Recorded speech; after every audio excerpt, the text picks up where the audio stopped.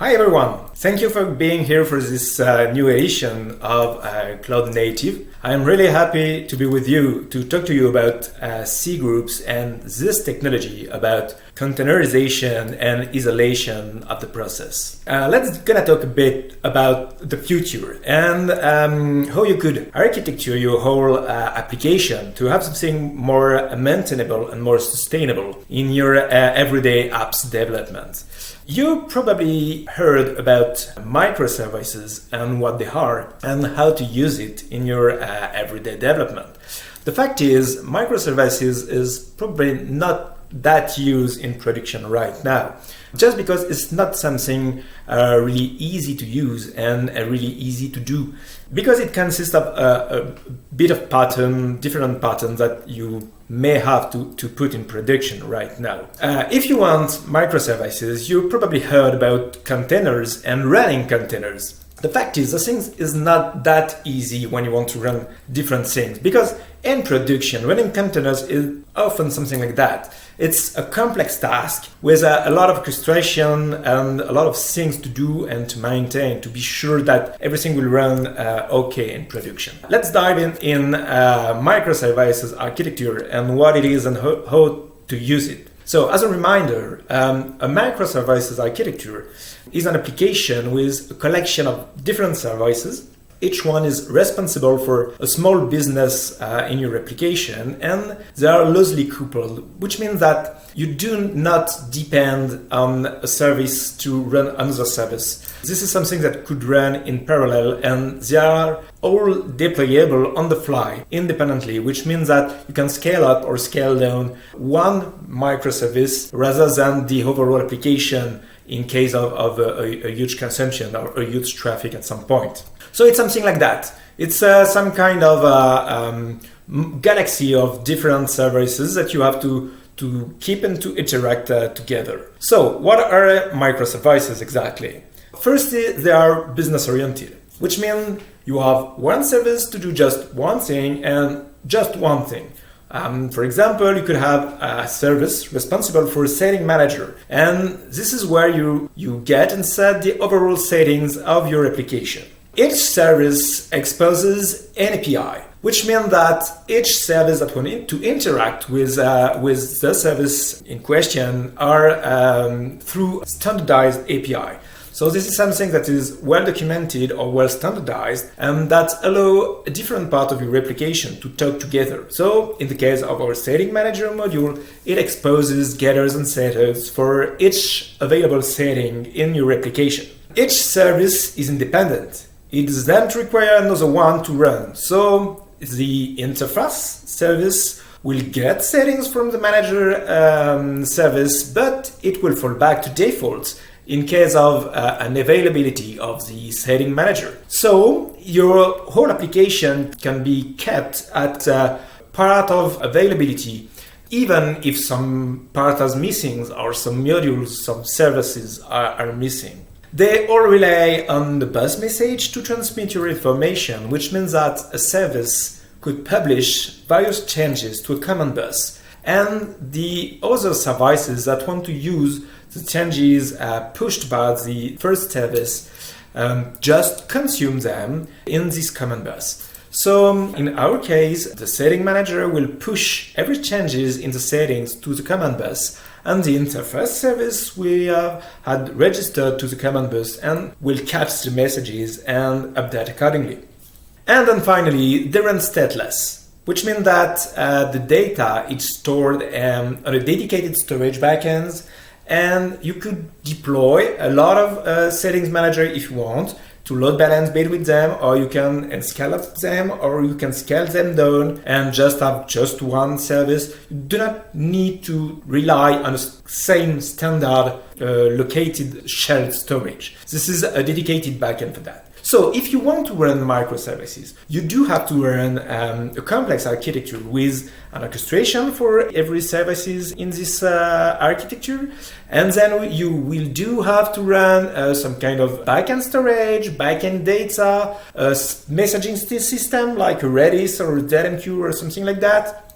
So it's a complex architecture. It's something complex to run, complex to maintain, and complex to deploy. So do you need microservices for your business right now? If you have a complex monolith architecture that you want to split to have small parts and separated in small modules, then yes, you can use microservices.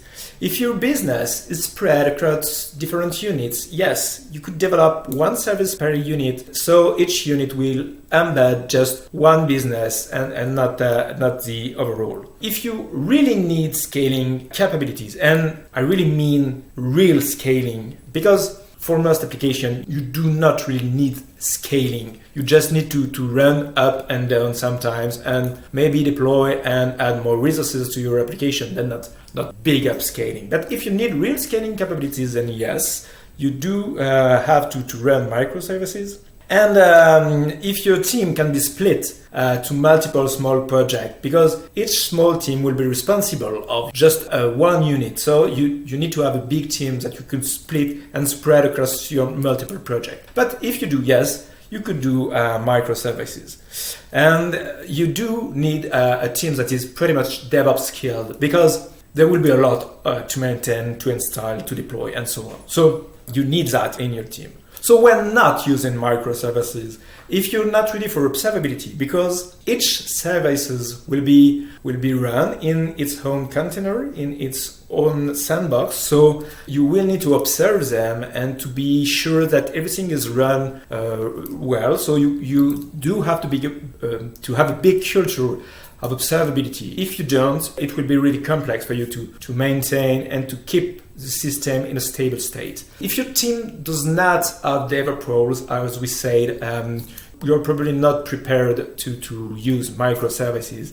And if you don't know containers and isolation, then no, you don't be ready to run microservices. But most of all, if you want to run the web version of Flappy Bird, then no, you don't need microservices to do that. Microservices are really dedicated to really big apps, really big scale. So if you don't want that, if you just want to run a simple game, then you really do not need microservices.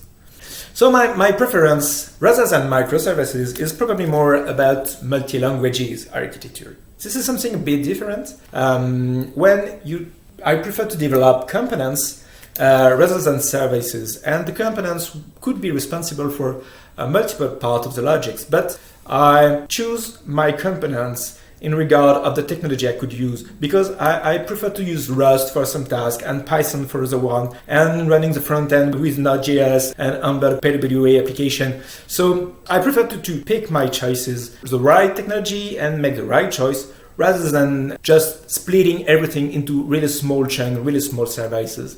The advantage is that you do not need DevOps capabilities to do that. You just need a platform that is able to run the different interpreters and the different part of your code, but not a big, large architecture to do that. So it's pretty much simple, and you still have the good of microservices, because you still have scalability and flexibility, maintenance, and so on. It's a bit mitigation of your the complexity of microarchitectures. This is something I really prefer, and it's Flappy Bird compatible. So yeah, definitely I prefer to do multi-languages rather than microservices. So let's see how to do it in a real context application. And let's talk about the containers.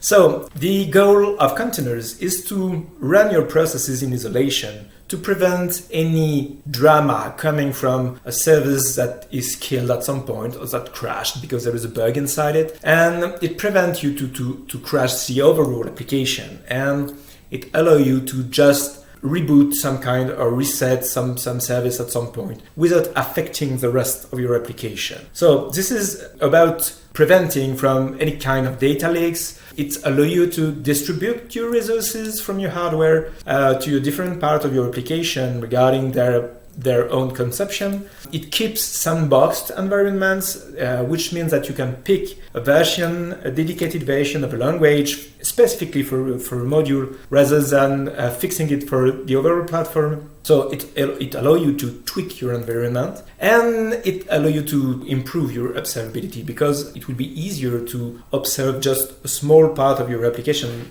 rather than the overall one. So you may think that isolation means containers and something like Kubernetes or Elixir or Gels or virtual machines and so on. But you're wrong if you think that, because you can run isolation without containers. The fact is, most of our production servers are running with Linux, and Linux is POSIX compatible. POSIX is a standard, and in its basics, you find different types that are really useful for us, different patterns. First, there is processes, and processes allow you to isolate the different execution parts. There is I/O controls, which allow you to isolate the access. There is message passing, allow you to isolate the communication between the modules. There is permission, allowing you to isolate your resources. So every of them is really useful. So you do not need containers. You need a safe isolation system, because when you will have your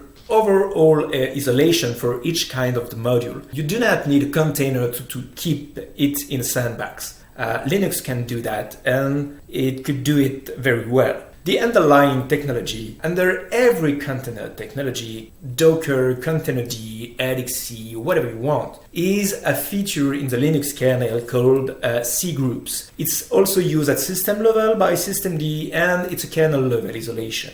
More about it in a minute.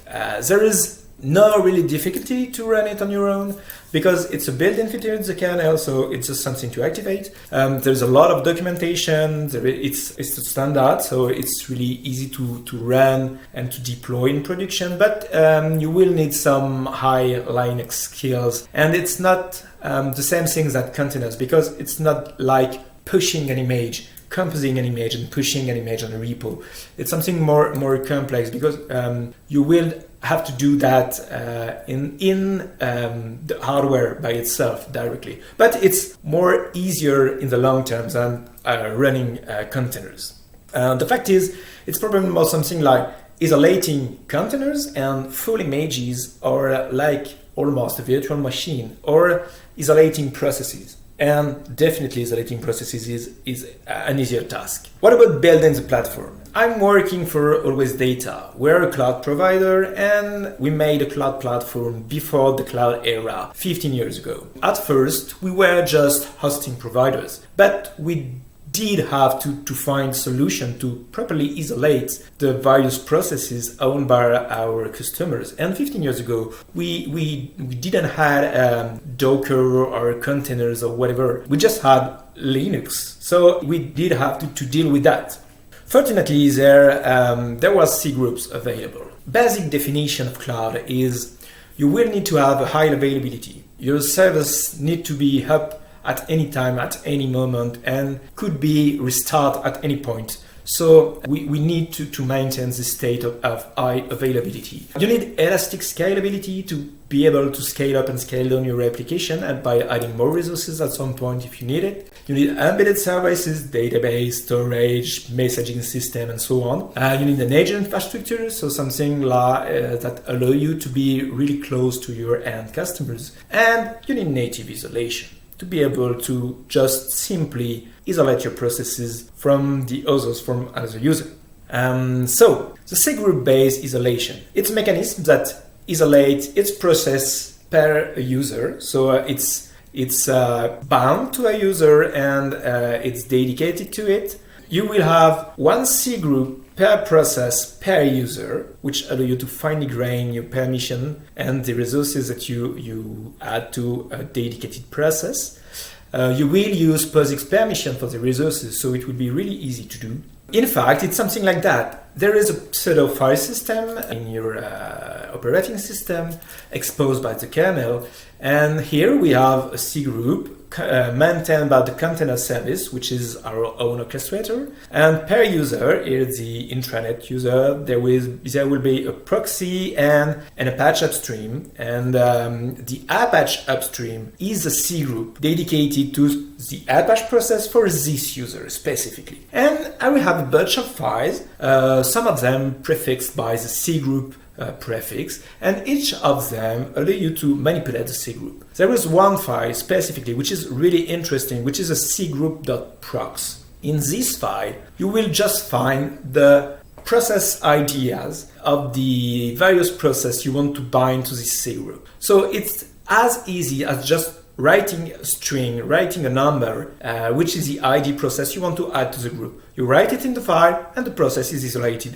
in the group. That's all. You don't have anything more to do. It's pretty easy to just keep some things isolated in your system, in your running system in production. It also allows you to set the limits that will be affected to a dedicated process. It's a Cgroup native capability, so it's something that is already available in your kernel. It's the same thing that fixing the Cgroups. It's just writing some things into files.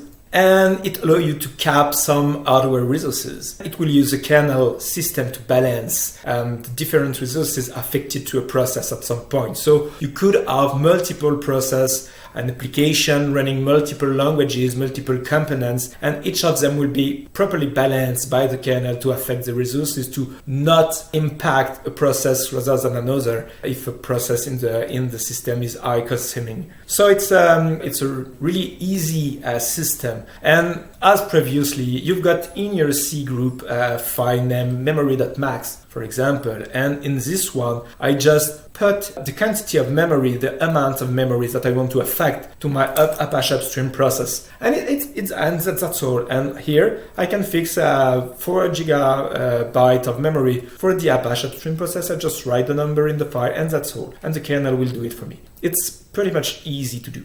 Nevertheless, you will still need an orchestrator to maintain everything, because if you have a lot of processes like we do have on our cloud platform, because we have a lot of users in the same servers, you do need an orchestrator to automate the various tasks. This is something that is central, something like Kubernetes. It's just here to automatically create and delete and update the C groups regarding to the user profiles settings. So it's something not that complex, because it's just a central point of code that just creates C groups, affect them to the user, put the process number in them, fix the limit by editing the files in the C group pseudo file system, and that's all. So it's not that complex that an overall Kubernetes, and not something that as complex to maintain and to understand and to use. So this is something more easy to do, but you will need it if you want to automate the task. But if you do not need to automate them, you could do it manually perfectly, and it will work definitely. Another great capability of the C group feature is that you could interface it. We interface it with PAM, the system pluggable authentication module system in Linux, because we use it to sandbox any kind of processes. In our case, when a user SSH on the platform, OpenSSH doesn't support the C groups natively, but we authenticate the user using PAM, and using a custom script, we instantly attach the SSH process for this current session from the user in its own C group. So it is instantly isolated in its own process, and it's completely transparent for the user. Same thing about the network. You can easily create private IPs for your inside process and inside interfaces, and you could just rely on IP tables to redirect the traffic from the external interfaces to the internal ones of your different system.